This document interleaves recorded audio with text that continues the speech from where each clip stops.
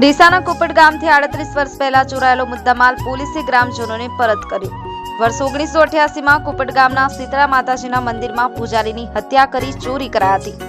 ડીસા તાલુકાના કુપટ ગામે આવેલ પ્રસિદ્ધ શ્રી શીતળા માતાજીના મંદિરમાં ચોરીના વર્ષો જૂના કેસમાં જપ્ત કરેલો મુદ્દામાલ ગ્રામજનોને પરત કરી ડીસા રૂરલ પોલીસ સ્ટેશન દ્વારા તેરા દુષ્કર્મ સમર્થનને સાર્થક કરતી કામગીરી કરવામાં આવી। અમારા ગામે શીતળા માતાના મંદિરમાં 1988ની સાલમાં ચોરી થયેલ હતી।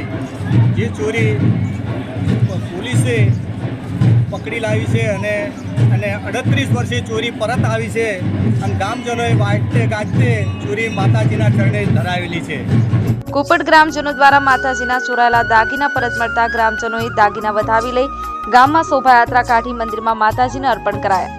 કોર્ટના આદેશ મુજબ મુદ્દામાલની ખરાઈ કરી માલિકને પરત કરવાની કાર્યવાહી હાથ ધરવામાં આવી હતી અને એડવોકેટ રાજુસિંહ સોલંકી દ્વારા પૂજારી લાલપારથી રમેશ ભારતી ગોસ્વામીને કોર્ટમાં અરજી દાખલ કરાવી હતી।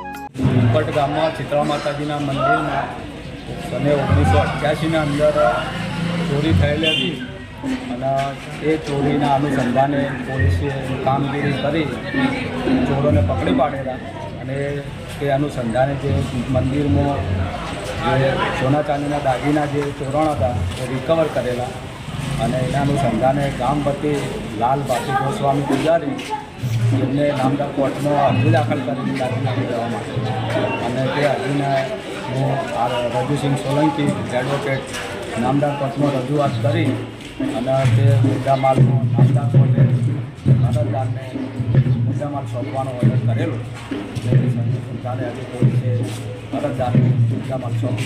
તાલુકા પોલીસ દ્વારા પૂજારી લાલ ભારતી રમેશ ભારતી ગોસ્વામીને અને ગ્રામજનોની હાજરીમાં મુદ્દામાલ સોંપવામાં આવ્યો હતો। માતાજીના દાગીના પરત આવતા ગ્રામજનોમાં ખુશીનો માહોલ છવાયો હતો અને ગ્રામજનો દ્વારા માતાજીના દાગીનાનું સામૈયું કરી ઢોલ અને ડીજેના તાલ સાથે શોભાયાત્રા નીકાળવામાં આવી હતી। કુપટ ગામે શીતળા માતાજીનો ચમત્કાર જોવા મળ્યો હતો। નીરજ બોરાણા, જી एक्सप्रेस न्यूज, बनासकांठा। जी एक्सप्रेस न्यूज चैनल को सब्सक्राइब करना ना भूलें। ताज़ा अपडेट पाने के लिए बेल आइकन पर क्लिक जरूर करें। हर न्यूज़ को लाइक करें।